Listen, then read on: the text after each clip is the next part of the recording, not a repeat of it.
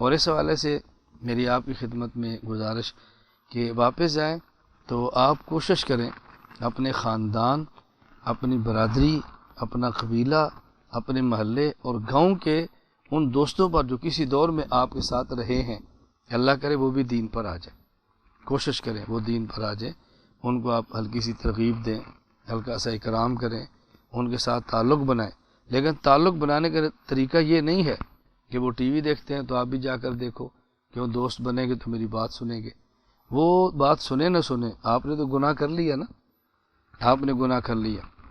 حضرت مفتی رشید احمد لدھیانوی نور اللہ مرقدہ یہ بات ارشاد فرمایا کرتے تھے، ہمارے بہت سارے لوگ بدعات کا ارتکاب کرتے ہیں اہل بدعت کو قریب کرنے کے لیے، کہ ہم اس بدعت میں ان کے ساتھ شریک ہو جائیں تاکہ وہ اہل حق کے قریب ہو جائیں گے۔ بعض لوگ کسی گناہ میں شرکت کرتے ہیں لوگوں کو نیک بنانے کے لیے، تو حضرت فرمایا کرتے تھے یہ بات اچھی طرح سمجھو، اگر آپ نے اہل بدعت کے ساتھ کسی بدعت میں شرکت کی ہے تو بدعت کا گناہ ہونا تو یقینی ہے اور اس کا ہدایت پہ آنا ظنی ہے۔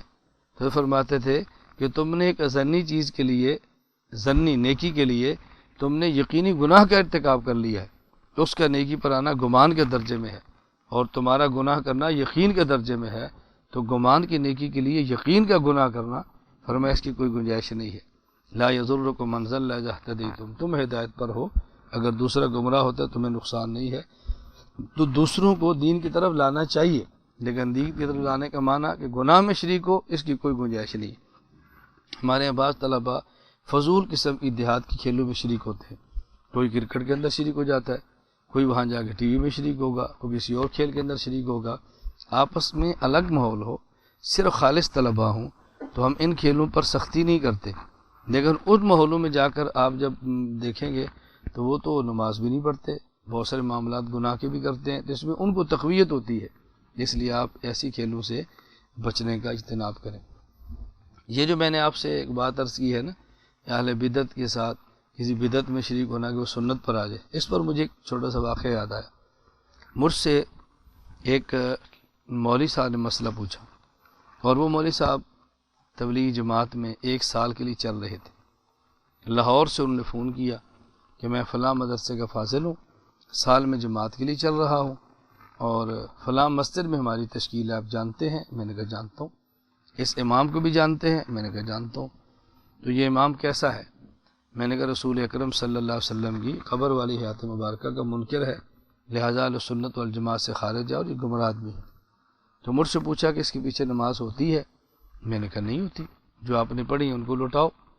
تو انہوں نے مجھے ایک بات کی کہ اگر ہم ان کے ساتھ ان کے پیچھے نماز نہیں پڑھیں گے تو پھر یہ ہماری بات نہیں سنیں گے، یہ ہماری مجبوری ہے۔ تو میں نے ان سے پوچھا کہ صرف انہی کو بات سنانی ہے، انہی کو ہدایت پہ لانا ہے، یا لاہور میں جو وہ منڈیاں ہیں جہاں عورتیں زنا اور گناہ کرتی ہیں ان کو بھی ہدایت پہ لانا ہے؟ صرف ان کو جنت میں لے کر جانا ہے یا ان کو بھی لے کر جانا ہے؟ کہا جی فکر تو سب کی کرنی چاہیے۔ تو میں نے کہا وہاں چلے جاؤ، ایک دو سے منہ کالا کر لو تاکہ آپ کی دوستی لگ جائے گی، پھر ان کو دین پہ لے آنا۔ کہا جی یہ تو جائز نہیں ہے۔ تو میں نے کہا زانیہ کو زنا چھڑانے کے لیے اس سے زنا کرنا جائز نہیں ہے، تو کسی اہل بدعت کو اہل سنت بنانے کے لیے اس کی بدعت کا ارتکاب کرنا ہی کیسے جائز ہوگا؟ فرق کیا ہے کہ آپ کے دماغ میں زنا کی نفرت موجود ہے اور بدعت کی نفرت موجود نہیں۔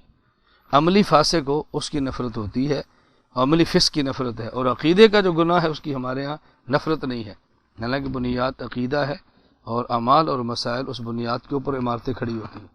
عقیدہ بنیاد کچی ہو عمارت کچی ہوتی ہے، اور بنیاد پکی ہو تو عمارت بھی پکی ہوتی ہے۔ پہلے عمارت کو مضبوط کرتے ہیں۔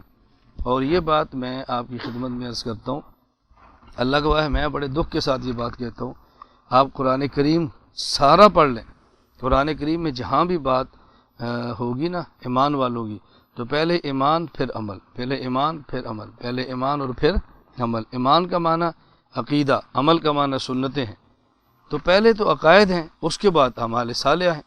لیکن ہمارے ہاں دنیا بھر میں نیک اعمال پر لانے کی تحریکیں موجود ہیں، لیکن امت کے فاسد عقائد کو صحیح عقائد میں بدلنے کی محنتیں بہت کم ہو رہی ہیں۔ میں یہ نہیں کہتا نہیں ہے، لیکن بہت کم ہے۔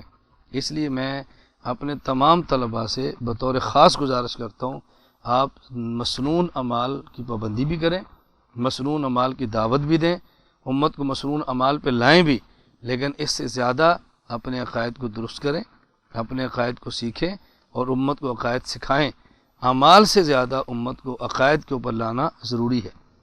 اگر کسی شخص کا عقیدہ ٹھیک ہو اور اس کے نامہ اعمال میں ایک بھی نیک عمل نہ ہو تو آپ کا کیا خیال ہے، وہ جنت میں جائے گا یا نہیں؟ اور اگر ایک شخص کا عقیدہ فاسد ہو اور اس کے نامہ اعمال میں ایک بھی گناہ نہ ہو، عقیدہ فاسد ہو، یہ جنت میں جائے گا؟ تو بنیاد تو عقیدہ ہے، باقی اعمال تو بعد کا مسئلہ ہے۔ اس لیے عقائد پر آپ پختہ رہیں اور کاربند رہیں۔ اور میری آپ سے گزارش یہ ہے کہ اس کے ساتھ ساتھ بعض طلباء کی خواہش ہوتی ہے کہ خواہش کہہ لیں یا ان کا مزاج کہہ لیں، بعض طلباء کا مزاج ہے محنت کا، ورکنگ کا، بھاگ دوڑ کا، ان کے مزاج میں حرکت ہوتی ہے، وہ سکون سے بیٹھ ہی نہیں سکتے۔ بعضوں کی طبیعت ہوتی ہے تو پھر بھی کہتے ہیں استاد جی پھر بھی کوئی ترتیب بتائیں، کچھ تو ہم کام کریں، محلے میں کام کریں۔ انہیں میں کہتا ہوں اگر آپ نے کام کرنا ہی ہے تو سب سے آسان کام یہ ہے، میموری کارڈ لیں ہمارے بیان کے، ان کے موبائل میں ڈالیں، اپنی کتب لیں، لوگوں کو دیں، قیمتاً دے سکتے ہیں دو، فرید ہدیے میں دے سکتے ہیں تو دو۔ اور یہ بھی نہیں کر سکتے، آج میڈیا کا دور ہے، ہر بندہ میڈیا سے منسلک ہے، ان کو بتاؤ یہ حناف میڈیا سروسز، اس کا وزٹ کرو، ہماری hanafmedia.com ہماری ویب سائٹ ہے، اس کو دیکھو، یہ فیس بک ہمارے بیان ہے، اس کو دیکھو، ہماری حناف میڈیا سروس کے نام سے یہ جو واٹس ایپ سروس ہے اس کے اندر آپ آ جاؤ، بس اس کی ترغیب دو، یہاں پوسٹر لے جو وہ لگاؤ، اور اس انداز میں بات کرو گے تو بہت آسان ہے، بس یہ کرتے رہو، اس میں کوئی حرج کی بات بھی نہیں ہے۔ تو میں آپ سے گزارش کرتا ہوں کہ آپ ان چیزوں کا بہت زیادہ خیال فرمائیں۔ اللہ تعالی ہم سب کو پوری زندگی اپنی منشا اور مرضی کے مطابق گزارنے کی توفیق عطا فرمائے۔